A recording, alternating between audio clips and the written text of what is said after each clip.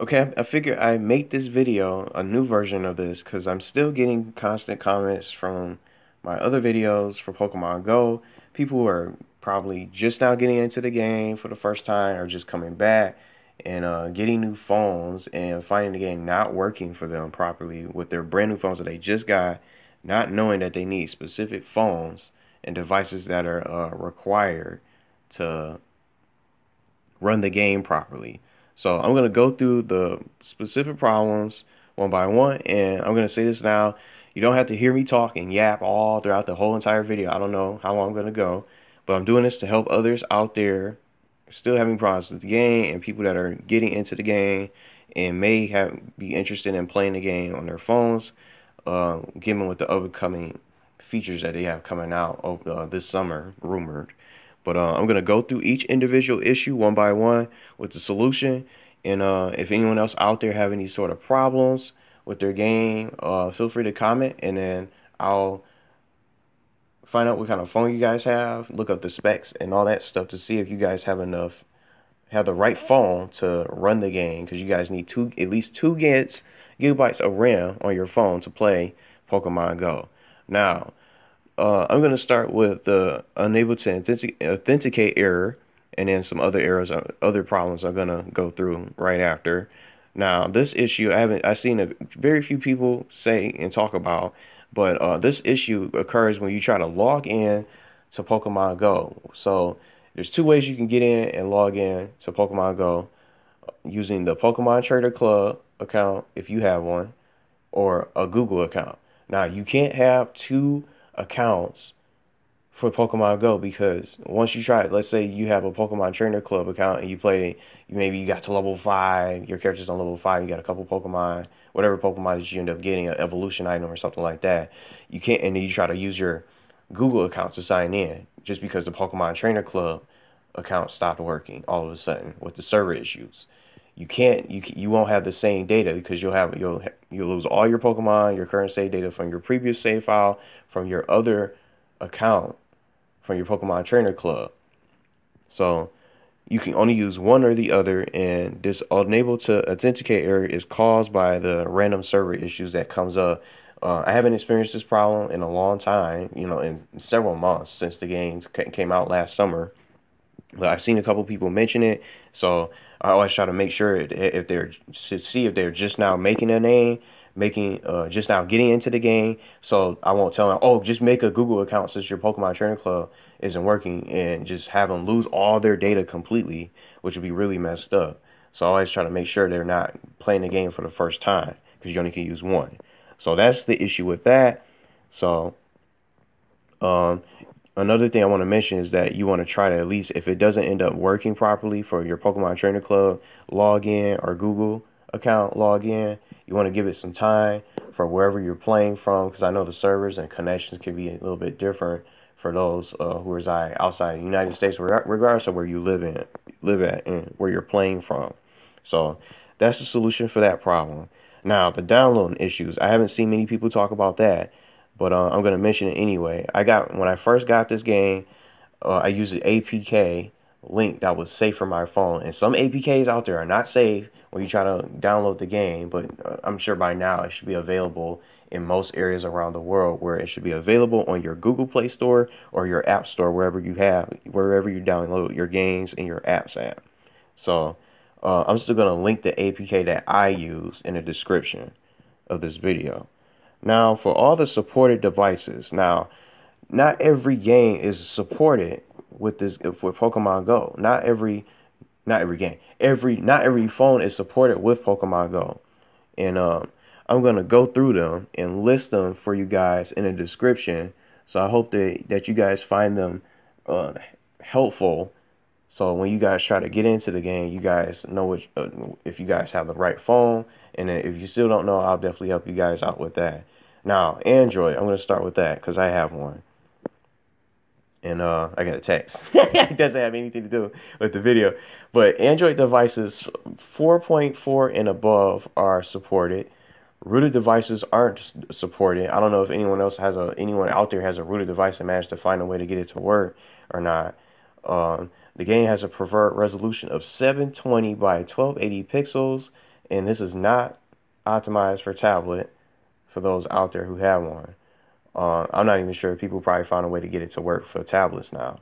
But you want to also have a strong internet connection on your device, maybe Wi-Fi, because some phones you have to have Wi-Fi connected in order to play. For some people out there who have it, even if you're not connected to Wi-Fi, it's just the weirdest thing. Either Wi-Fi or 3G connection or a 4G connection, just like me. As you can see on my phone, I don't even have a 4. I don't even have Wi-Fi turned on for my device. So you also want to have a GPS and location services. Now onto iOS, iPhone devices and all that. iPhone devices 5 and above are supported. iOS 8 devices and above, you want to also have a strong internet connection. Same situation, Wi-Fi, 3G or 4G, GPS and location services. And then I'm not too sure about jailbroken devices because when the game was still brand new, jailbroken devices weren't able to play and boot up Pokemon Go at all. So I figure I also mention that as well. So some other issues I'm gonna get to and mention here. And again, you guys can refer to the description for all these problems and issues. The GPS and location issues. I've been getting a lot of people mentioning that stuff over and over from my previous videos. Now, for this issue, it depends on how strong your GPS signal is, and you have to make sure your location is turned on before you boot up the game. And as you can see, this is the shortcut for me. I can just scroll at the top, turn on my location, or if you don't have this on the at the top here, these shortcuts to the different settings, you just go to your phone settings and just enable your location, and then from there you'll be able to choose your Pokemon. But you also want to have it on at high accuracy mode, uh, set to a high accuracy mode, so the game can track your location, because that's the importance of being able to play the game. And I'm gonna boot it up right now for you guys because some people can't even get past the white screen. So let alone pick a Pokemon. So here they go. Some people out there have Pokemon stuck together where they couldn't pick a starter or anything like that. So regardless, whenever you play, you want to always have your location turned on when you're about to play, and then you can turn it off. You don't have to have it on at all times, but whenever you want to play Pokemon Go, you want to have it turned on because that's the point. You want to walk around, have the location on so the game can track you. And for people who can't even move their character, your location again has to be turned on. So, and then you have to be outside. You can't walk inside and indoors thinking that you're gonna get somewhere and find more Pokemon and rare Pokemon, hatch eggs and stuff like that. You have to be outside and be on the move and physically walk. And then as you walk, your character will move. So, um, I know some people mentioned some issues with that. So it depends on the connection of your area, because I know it's different from everyone else, not even just the United States. It just depends on the area where you're playing at. Now, another issue, this is a perfect example for it too, for demonstration. For Weedle right here. Now there's a Pokemon in front of me. I don't even care about it. I don't need it. See, for my phone, I don't have AR. And you'll probably get this error called cannot detect your phone's orientation error when you try to turn on the AR mode, where you can actually see. Now, AR mode is where you can actually see the Pokemon in front of you, whether you're outside, maybe inside a house or wherever you are, a mall or something like that, or someplace. My phone doesn't have like a camera. It doesn't have that a gyroscope, because your phone needs to be equipped with a gyroscope so you can be able to find the Pokemon. You'll be able to see them in real life wherever you are, outside or inside or whatever. It doesn't make a difference. So since mine doesn't have a gyroscope, you'll just get this background so you can switch between whatever you want. You can catch it with or without a gyroscope.